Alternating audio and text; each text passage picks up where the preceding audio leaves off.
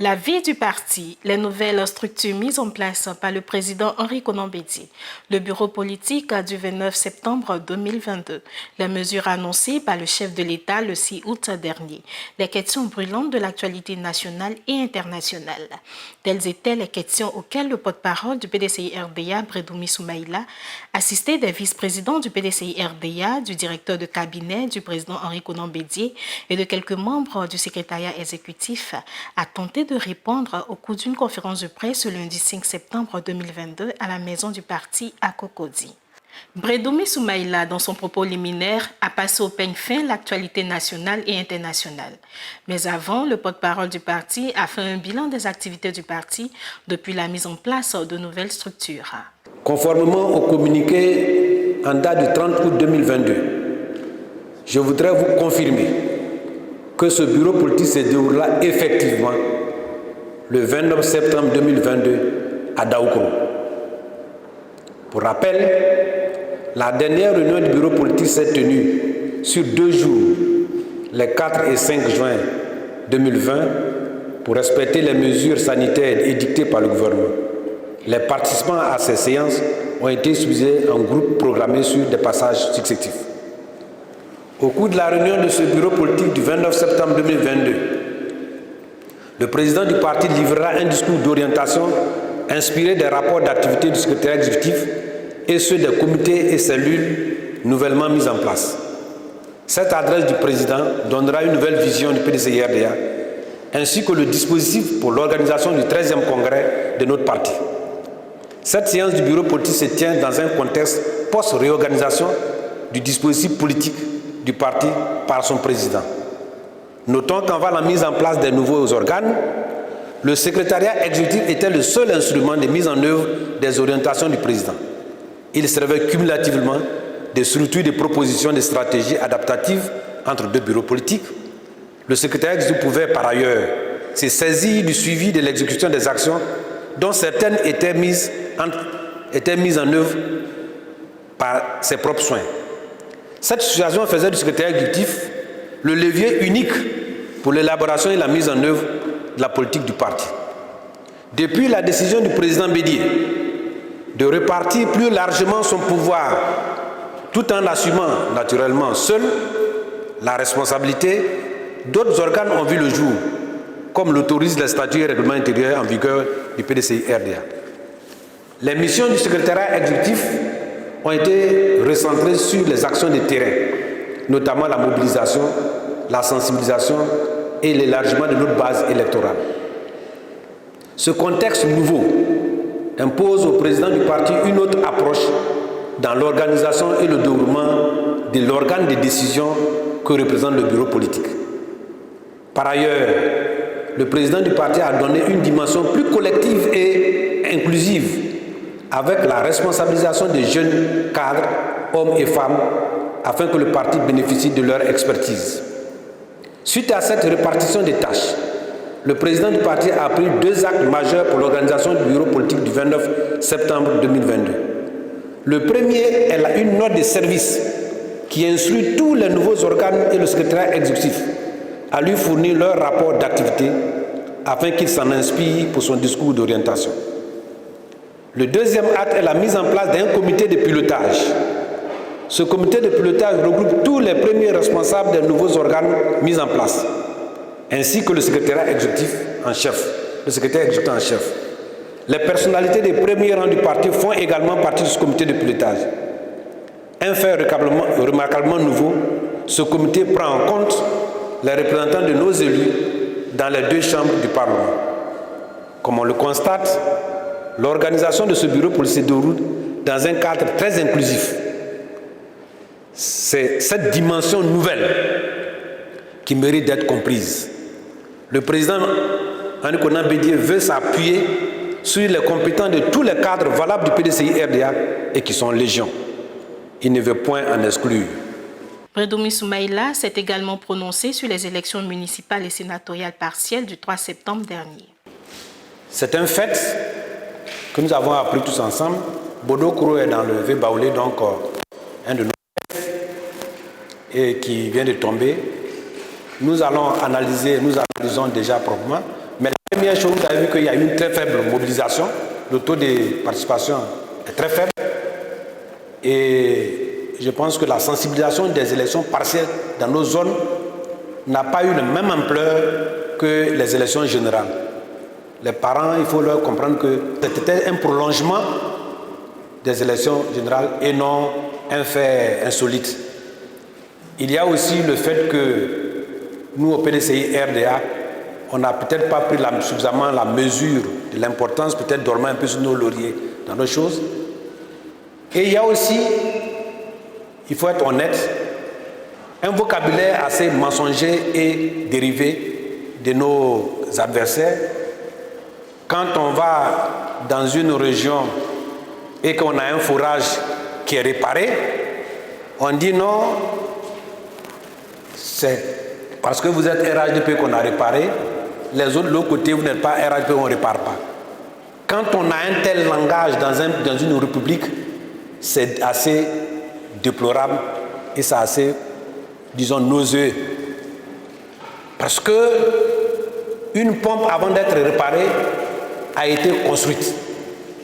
Une route, avant d'être réfectionnée, a été construite. Une école, avant d'être réhabilitée, a été construite. Et les personnes même qui sont là en train de faire ce langage ont été formées et fabriquées par le PDCI-RDA. Donc je pense qu'il y a un langage nouveau qu'on doit expliquer à nos parents sur le fait que une activité qui se poursuit n'est pas forcément liée à cela. Donc, nous, de manière très froide, nous allons analyser. On a même anticipé un peu sur ces genres de choses. C'est pourquoi le président a mis en place un comité spécialement pour les élections, pour que, à l'intérieur de ce comité et dans ses actions, une meilleure formation soit faite à nos futurs candidats en termes de leur capacité à mobiliser, leur capacité à faire passer des messages, plutôt que de dormir sur le laurier. On reconnaît aujourd'hui que simplement la tenue du PDCI-RDA n'est pas le seul facteur qui fait gagner dans certaines zones. Il faut être beaucoup plus actif. On prend acte de notre échec et nous allons, en toute responsabilité, tirer les leçons et nous vous promettons que les prochaines élections ne seront pas comme celle qui s'est passée à Bodokoro le samedi. Les résultats du dernier recensement de l'habitat a été l'une des questions brûlantes de cette conférence. Selon le porte-parole du parti, ces résultats rencontrent plusieurs incohérences qu'il décrit comme suit. Au niveau national, plusieurs faits saillants ont retenu notre attention. Il s'agit de la publication des résultats du recensement général de la population et de l'habitat, RGPH 2021. Il ressort de ces résultats que la population totale de notre pays s'élève en 2021 à 29 389 150 habitants. La population vivant dans les villes surclasse en norme celle du milieu rural avec un taux de 52,5%. Le taux de masculinité continue de s'accroître. Il était de 104 hommes pour 100 femmes en 2014 et a atteint 109 hommes pour 100 femmes en 2021. Ce taux de masculinité est indicateur d'un pays d'immigration. Il est élevé dans les zones d'émigration, c'est-à-dire les zones où les gens quittent pour aller ailleurs. Il est entre 100 et 101 hommes pour 100 femmes et atteint dans certaines grandes villes et des zones frontalières, les zones d'immigration, les chiffres au-dessus de la moyenne allant jusqu'à 117 hommes pour 100 femmes. En référence au précédent RGPH, le gouvernement annonce un taux de croissance de la population qui passe de 3,8 en 1988, 3,3% en 1998 et 2,9% en 2021. Ces données telles que publiées par le gouvernement cachent des incohérences suspicieuses. En réalité, en appliquant la formule démographique des calculs de la croissance, on obtient une croissance nette de 3,7% entre 2014 et 2021.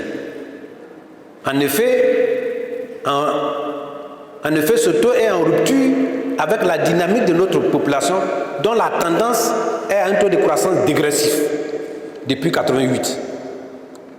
La population a suivi ces évolutions suivantes. En 1975, il y avait 6 705 600 habitants. En 1988, on a 10 815 640, soit un taux de croissance de 3,8%. En 1998, on passe à 15 366 672, soit un taux de croissance de 3,3%. Donc on passe de 3,8 à 3,3%. En 2014, on passe à 22 671 371, taux de croissance 2,6%. Donc 3,8, 3,3, 2,6. En 2021, le gouvernement annonce un taux de croissance de 2,9%.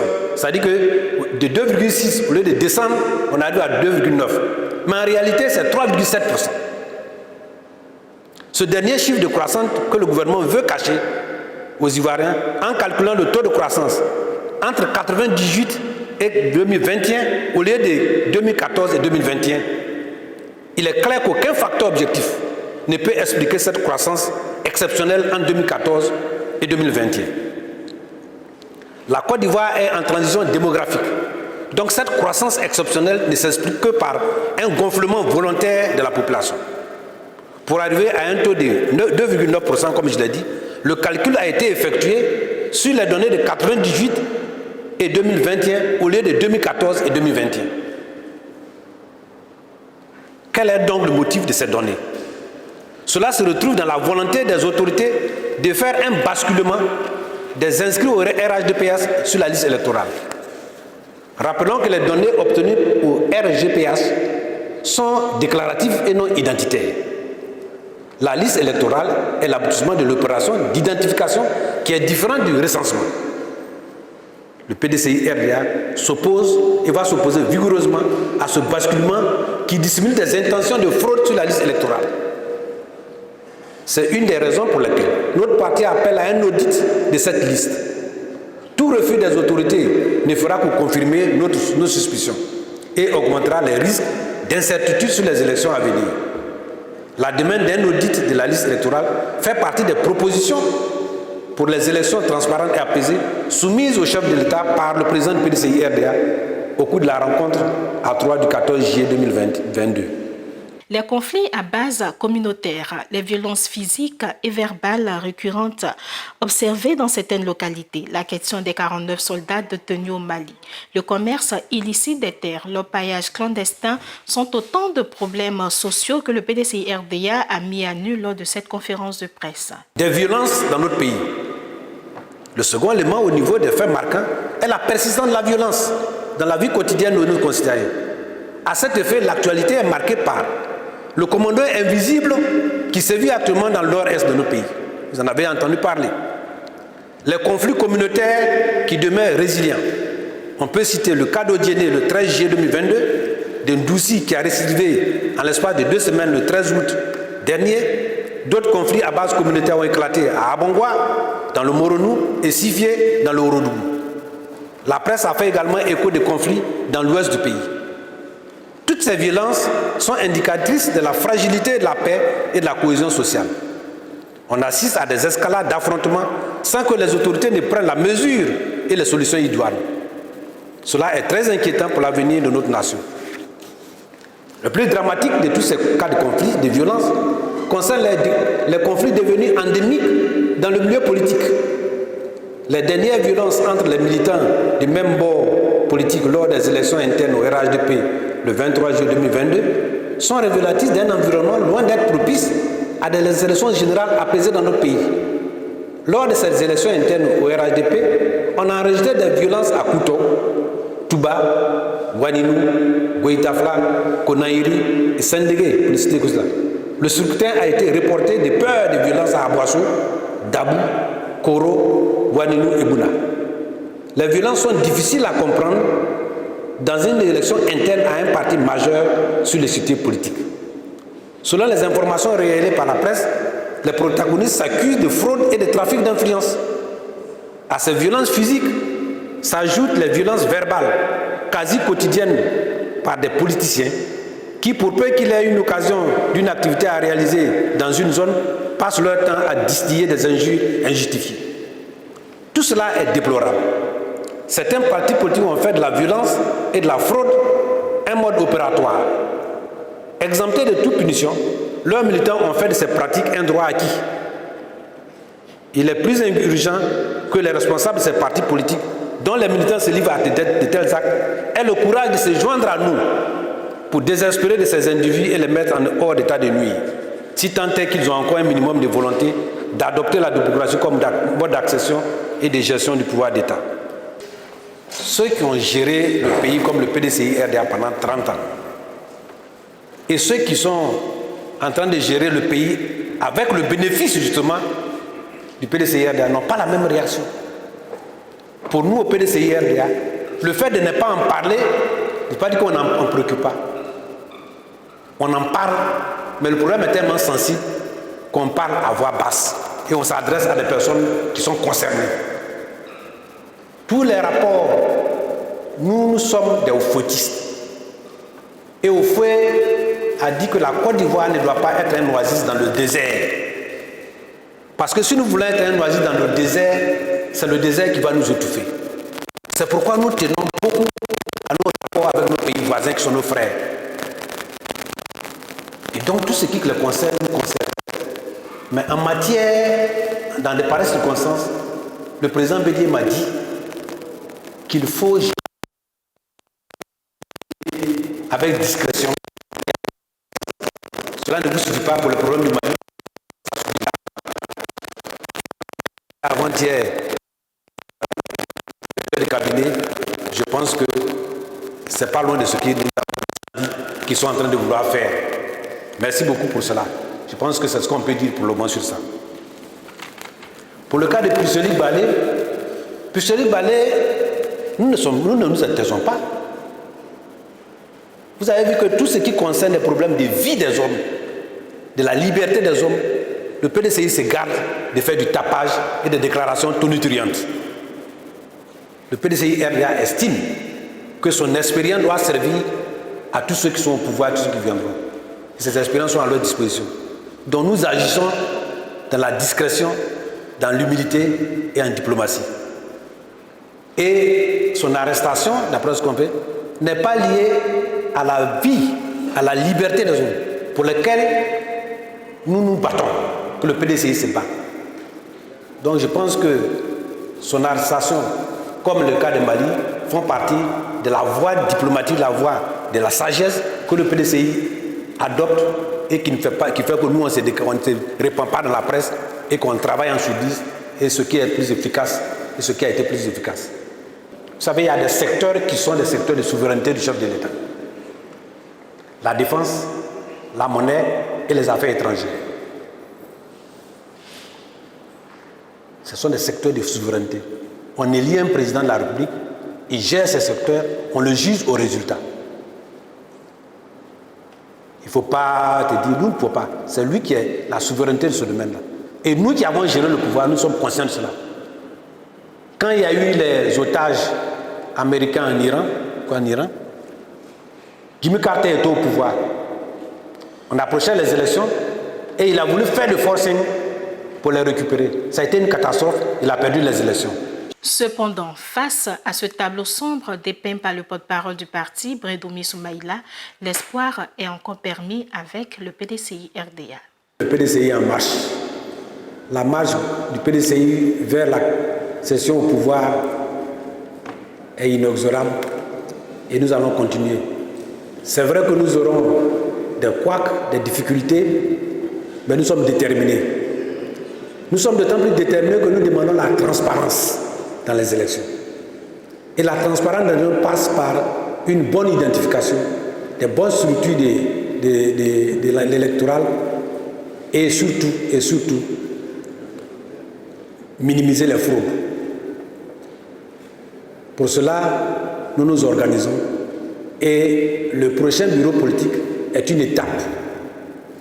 C'est pourquoi le président du parti fait appel à tous les militants, surtout ceux qui vont participer à ce bureau politique, d'aller dans la ferveur militante, dans la discipline, pour donner l'image qui est la sienne du PDCI-RDA, d'un parti de paix, de tolérance, mais surtout un parti démocratique. Appel donc est lancé. On se retrouve donc à Daoukourou pour permettre au président de nous livrer sa nouvelle vision et de mettre la structuration nécessaire en place pour le congrès qui est tant attendu par tout le monde, en Côte d'Ivoire comme dans le monde entier. Le PDCI RDA est auprès des Ivoiriens qui souffrent. On a vu ce qui s'est passé sous le règne PDCI RDA et on a vu ce qui s'est passé entre-temps et aujourd'hui. Quand on est au pouvoir, on sait tout le monde, le PDCI l'a fait et nous viendrons, nous ne ferons pas la différence entre RHDP, PPACI, MG, QAPI, nous servirons tous les Ivoiriens au même pied de l'âge pour qu'ils soient Ivoiriens et tous ceux qui habitent dans notre pays. Je vous remercie.